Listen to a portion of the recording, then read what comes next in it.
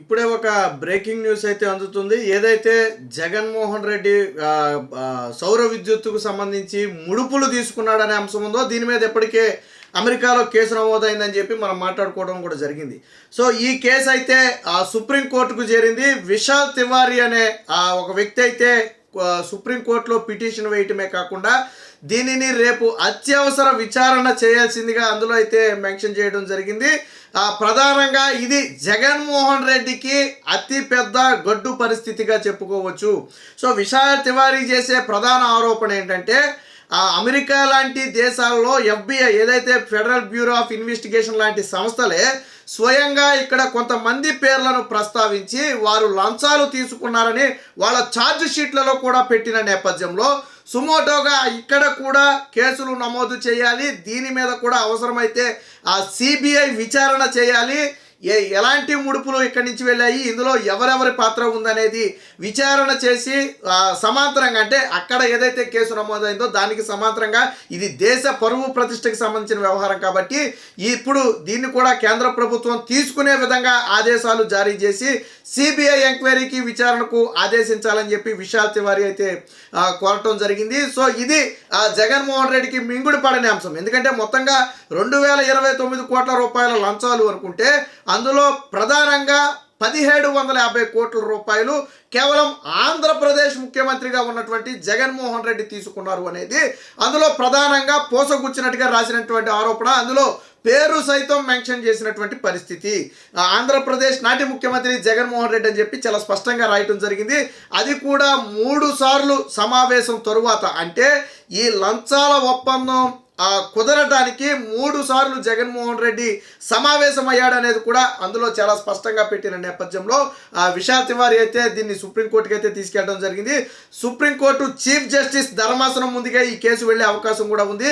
ఏదైతే FBI అమెరికాలో నమోదు చేసినటువంటి అంశాలు ఉన్నాయో, అక్కడ కేసులో రాసినటువంటి కొన్ని వివరాలు ఉన్నాయో వాటిని సేకరించినటువంటి తివారీ అయితే ఇప్పుడు రేపు దాన్ని సుప్రీంకోర్టు ముందు అయితే పెట్టబోతున్నట్టుగా అయితే తెలుస్తుంది. మొత్తంగా జగన్మోహన్ రెడ్డికి ఒక రకంగా ఏంటంటే ఇది మింగుడు పడిన అంశంగా చెప్పుకోవచ్చు. జగన్మోహన్ రెడ్డి కూడా ఇందులో ప్రతివాదిగా చేర్చి జగన్మోహన్ రెడ్డి కూడా నోటీసులు కూడా జారీ చేయొచ్చు. ఎందుకంటే ఇప్పుడు గౌతమ్ అదానీతో పాటు ఇతర రాష్ట్రాలకు కన్నా నోటీసులు జారీ చేస్తే ప్రధానంగా ఆరోపణలు ఎదుర్కోవాల్సింది ఆంధ్రప్రదేశ్ ముఖ్యమంత్రి జగన్మోహన్ రెడ్డి. ఇక్కడ ఇంకో విషయం ఏంటంటే ఇదే కేసుకు సంబంధించి రేపు తివారీ సుప్రీంకోర్టులో ఆంధ్రప్రదేశ్ ప్రభుత్వం ఎప్పటికే ఏదైతే ఛార్జెస్కు సంబంధించి ఛార్జెస్ పెంపుకు సంబంధించి రాష్ట్ర కేబినెట్ అనుమతి తీసుకోకుండా జగన్మోహన్ రెడ్డి యాక్ట్ తీసుకున్నాడో దీని మీద న్యాయ సలహా ఆల్రెడీ రాష్ట్ర ప్రభుత్వం తీసుకుంటుంది. సో రాష్ట్ర ప్రభుత్వం న్యాయ సలహా తరువాత జగన్మోహన్ రెడ్డి మీద PC యాక్ట్ కింద కేసు నమోదు చేసి విచారించే అవకాశం ఉంది. సో ఈ అంశాన్ని కూడా రేపు సుప్రీంకోర్టు దృష్టికి అయితే తివారీ తీసుకువెళ్ళబోతున్నట్టుగా తెలుస్తుంది. ఎందుకంటే ఇందులో ఒక రాష్ట్ర మాజీ ముఖ్యమంత్రి ఇన్వాల్వ్ అయిన నేపథ్యంలో ఇప్పుడున్నటువంటి ప్రభుత్వం ఆ మాజీ ముఖ్యమంత్రి మీద విచారణకు కూడా సిద్ధమవుతుంది. ఇదే కోవలో ఇతరుల మీద కూడా పూర్తి స్థాయిలో విచారణ చేయాలి. ఇది కేంద్ర దర్యాప్తు సంస్థల ద్వారా చేయిస్తే బాగుంటుంది అనే అంశాన్ని అయితే రేపు తివారీ సుప్రీంకోర్టు ముందు అయితే ఉంచబోతున్నారు. అయితే రేపు సుప్రీంకోర్టుకు సమర్పించే ఆధారాలు ఏవైతే ఉంటున్నాయో ఈ Tiwari America federal bureau of investigation నుంచి సేకరించినటువంటి వివరాలన్నింటినీ కూడా రేపు సుప్రీంకోర్టు ముందుంచే అవకాశం ఉంది. ఒకవేళ ఈ కేసులో మెరిట్ ఉంది, దీన్ని ఖచ్చితంగా పరిశీలించాల్సిన అవసరం ఉంది, ఇది ఒక దేశ ప్రతిష్టకు సంబంధించిన అంశం అని సుప్రీంకోర్టు కనుక భావిస్తే ఖచ్చితంగా దీన్ని అయితే విచారించవచ్చు. గతంలో ఇప్పుడు అదే తివారీ ఏమని చెప్తారు, గతంలో హిడెన్బర్గ్ రిపోర్టును కూడా ఇప్పుడు దాని మీద కూడా విచారణ జరగాలని చెప్తారు. వాస్తవానికి దానికోసం గతంలో NV రమణ చీఫ్ జస్టిస్గా ఉన్న సమయంలో అనుకుంటా ఒక కమిటీని కూడా ఏర్పాటు చేశారు. సో దాని మీద కూడా విచారణ జరగాలని ఇప్పుడు తివారీ కోరుతున్న నేపథ్యంలో మొత్తంగా ఈ ట్విస్ట్ అనేది ఎలా ఉంటుందనేది చూడాలి. మొత్తంగా ఎప్పుడైతే సుప్రీంకోర్టులో ఒక పిటిషన్ దాఖలైందనే విషయం వచ్చిందో వైసీపీ నేతలను ఒక్కసారిగా ఉలిక్కిపాటుకు గురిచేసింది, ముఖ్యంగా జగన్మోహన్ రెడ్డిని. రేపు జగన్మోహన్ రెడ్డి కూడా సుప్రీంకోర్టులో కౌంటర్ దాఖలు చేయాల్సిన పరిస్థితి ఏర్పడుతుంది. కౌంటర్ దాఖలకు సుప్రీంకోర్టు ఆదేశించే అవకాశం కూడా ఉంటుంది.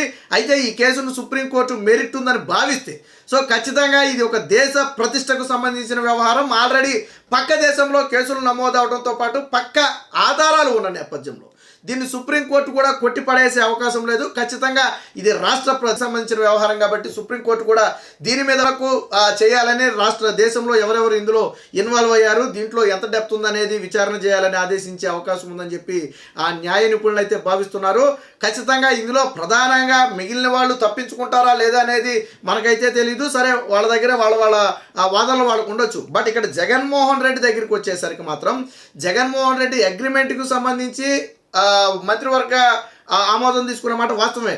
బట్ తర్వాత ఈ ఛార్జీల పెంపుకు సంబంధించి ఏదైతే ఉన్నాయో దానికి సంబంధించి మంత్రివర్గ ఆమోదం లేదు.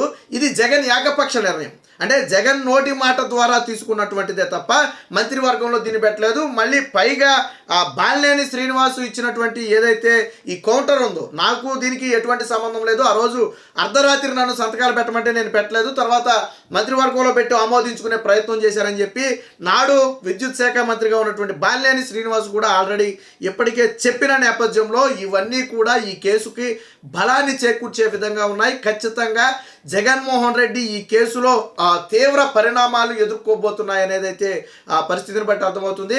నిన్నటి నుంచి వైసీపీ నేతలందరూ కూడా మాకు సంబంధం లేదు, ఇందులో కేంద్ర ప్రభుత్వం అండర్లోనే మేము ఒప్పందాలు చేసుకున్నామని చెప్తున్నారు తప్ప అమెరికాలోని FBI నమోదు చేసినటువంటి అంశాలకు సంబంధించి వివరణ ఇవ్వట్ల. ఏంటి అంశాలు? ఇదే ఆదాని నుంచి గుజరాత్ రాష్ట్రం తక్కువకి కొంటే జగన్మోహన్ రెడ్డి ఎందుకు ఎక్కువ కొనాలి? రాష్ట్ర ప్రభుత్వం కూడా అడిగేది అదే. బయట మార్కెట్ ధరల కంటే జగన్మోహన్ రెడ్డి ఎందుకు ఎక్కువ కొనాలి? ఇప్పుడు వాస్తవానికి మనకు ఒక వస్తువు కావాలండి, విద్యుత్తే కావాలి, బయట మార్కెట్లో చీప్కి ఎంతకు దొరుకుతుందో చూస్తాం. ₹2కో ₹1.5కో దొరికిందనుకో వాళ్ళ దగ్గర తీసుకుంటాం. సో యావరేజ్ మార్కెట్ విలువ ఉంటుంది, ₹1.5 నుంచి ₹2 ఒక యావరేజ్ ఉంటుంది. కానీ జగన్మోహన్ రెడ్డి అంతకు మించి తీసుకున్నాడు. అంటే బయట మార్కెట్లో ₹1.5 దొరికే విద్యుత్ని ₹3 పెట్టుకునే పరిస్థితి. ఎందుకు కొనాల్సి వచ్చింది? ఒక సంస్థ నుంచి ₹3 పెట్టి ఎందుకు కొనాల్సి వచ్చింది అంటే లంచాలు తీసుకున్నాం కాబట్టి కొనాల్సి వచ్చింది. అంటే లంచాలేమో నీకు, ఆ పడే భారమేమో ప్రజల నెత్తి మీద. తప్పు కదా. నీకు బయట మార్కెట్లో ₹3 కంటే ఎక్కువ దొరుకుతుంటే అప్పుడు నువ్వు ₹3 తీసుకుంటే ఓకే, దానికి ఒక ఇది ఉంది. కానీ నువ్వు బయట ₹1.5 ₹2 దొరుకుతున్నప్పుడు నువ్వు అక్కడి నుంచి ₹3 తీసుకున్నావంటే అర్థం ఏంటి? సో ఇలాంటి అనేక ప్రశ్నలకు జగన్మోహన్ రెడ్డి సమాధానం చెప్పాలి. అలాగే ఈ ఛార్జెస్ పెంపుకు సంబంధించి జగన్మోహన్ రెడ్డి ఎక్కడా కూడా దీని మీద ఆమోదం తీసుకోవాలి, మంత్రివర్గ ఆమోదం. ఇది ఏకపక్షంగా తీసుకునే నిర్ణయం కాదు. ప్రజల మీద దాదాపుగా అంచనా వేయండి 70,000 కోట్ల రూపాయల భారం పడింది. మనకు గతంలో మీరు వినే ఉంటారు, ట్రూ అప్ ఛార్జీలు. ఇప్పటికీ మీరు పాత బిల్లుని చూడండి, అందులో ట్రూ అప్ ఛార్జీల పేరుతో 100, 200, 300 మీకు వచ్చిన బిల్లుని బేస్ చేసుకుని ఉంటుంది. మరి ఈ భారం అంతా ఎవరి నెత్తి మీద ఎందుకు పడింది? జగన్మోహన్ రెడ్డి తీసుకున్న నిర్ణయాల వల్ల. అంటే లంచాలేమో ఆయన తీసుకుంటాడు, ఆ భారాన్నేమో ప్రజల నెత్తి మీద వేస్తాడా? ఎలా కుదురుతుంది ఇది? ఇప్పుడు అమెరికాలో జగన్మోహన్ రెడ్డి మీద కేసు నమోదు చేయాల్సిన అవసరం లేదు కదా. జగన్మోహన్ రెడ్డి ఏమి అంతర్జాతీయ స్థాయి వ్యక్తి ఏం కాదు కదా. సరే, అవినీతిలో అనుకోండి, అది వేరే విషయం.